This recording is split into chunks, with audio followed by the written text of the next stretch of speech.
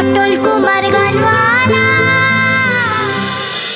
আমার ভালোবাসা নিয়ে ছিনিমিনি খেলেছিস তুই, তাই তুইও কখনো ভালোবাসা পাবি না পটল।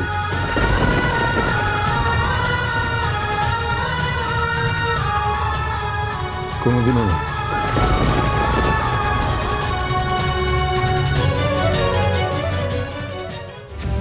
সুজন এখানে আপনার কাছে এসেছিল?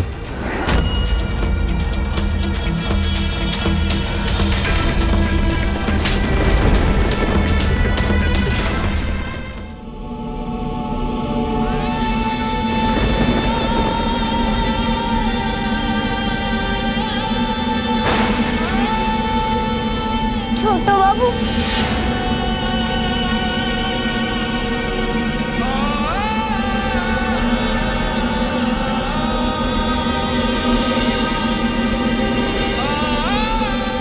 আমার কথা না শুনে যেও না গো ছোট বাবু। বলে যা, আমার উপরে এত রাগ কেন তোমার? তুমি ভুল করে আমার উপর রাগ করছো গো।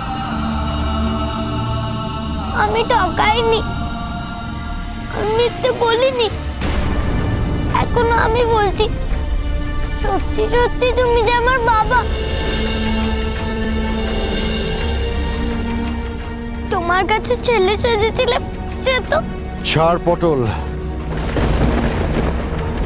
ছাড়, ছাড় আমাকে, ছাড়।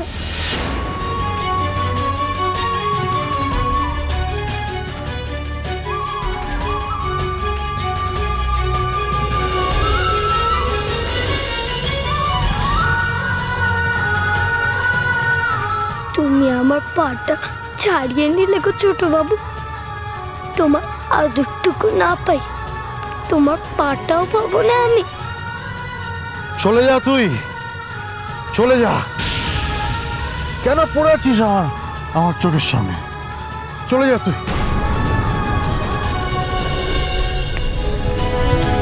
এখন কেন দাঁড়িয়েছেন আপনি আমার চোখের সামনে? চলে যান, আর কোনোদিনও এই মুখ আমাকে আপনি দেখাবেন না। আমি সহ্য করতে পারছি না আপনাকে।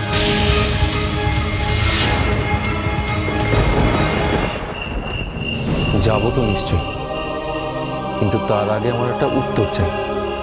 দেবেন উত্তর? আমাকে বলতে পারেন যে আপনার সঙ্গে সুজনের কি সম্পর্ক?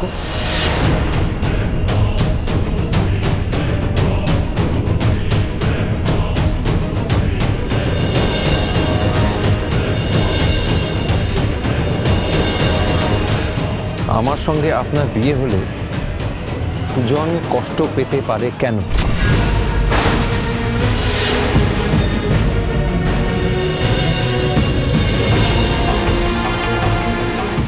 আপনি বুঝবেন না, আপনি কোনোদিনও বুঝবেন না।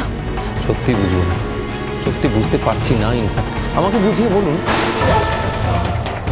আমাকে বুঝিয়ে বলুন যে আজকে সুজন মল্লিক আপনার সঙ্গে দেখা করতে এলো কেন?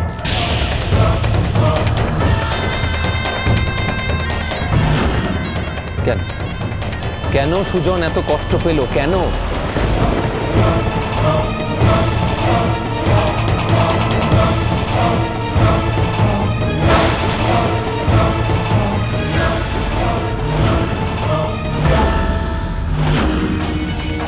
কোনো উত্তর নেই আপনার কাছে?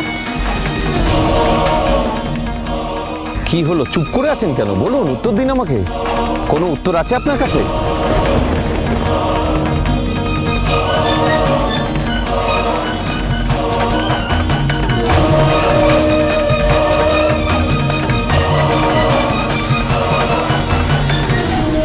বুঝি, আমি সব বুঝি। সুজন সবাই ভালোবাসা পাবে, অদিতির, আপনার, আর আমি শুধুই কষ্ট পাবো, শুধুই কষ্ট। তাই তো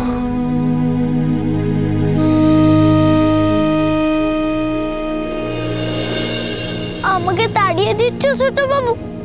আমি তোমার কি করেছি? বলো, আমি কি করেছি? আর একটাও কথা না, একটাও কথা নয়, ব্যাস চুপ চুপ, অনেক ঠকেছি আমি তোর কথা শুনে, আমি আর কোনো কথা শুনবো না। যা তুই চলে যা।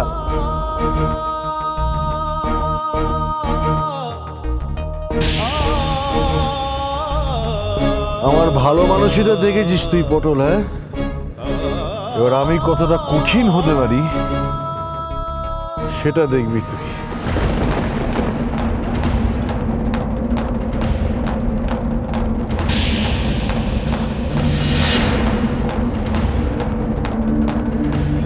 তুই জানিস আমি তোকে যতটা ভালোবেসেছি অতটা ভালো আমি সারা জীবনে কাউকে বাসিনি পটল। আর আজ এখন থেকে আমি তোকে যতটা ঘেন্না করব অতটা ঘেন্না ওই সুজন কুমার কখনো কাউকে করেনি।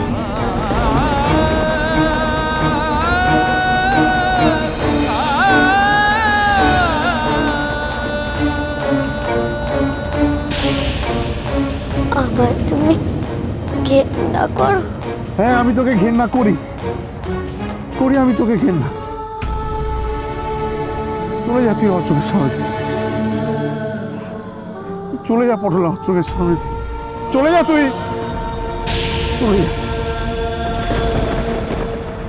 এবার দেখ যেমন করে তুই আমাকে ঠকিয়েছিস আমি তোকে কেমন করে ঠকাবো। দেখ দেখ তুই।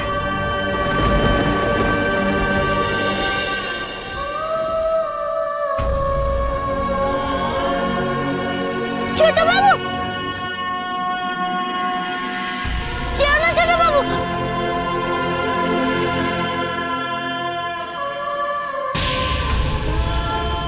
যেও না ছোট বাবু।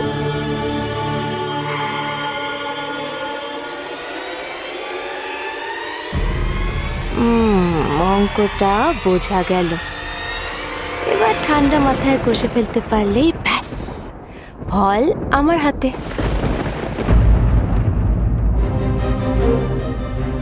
সব চোখের জল আজই শেষ করে দিস না রে পটল, আজকের পরেও তোকে কাঁদতে হবে তো।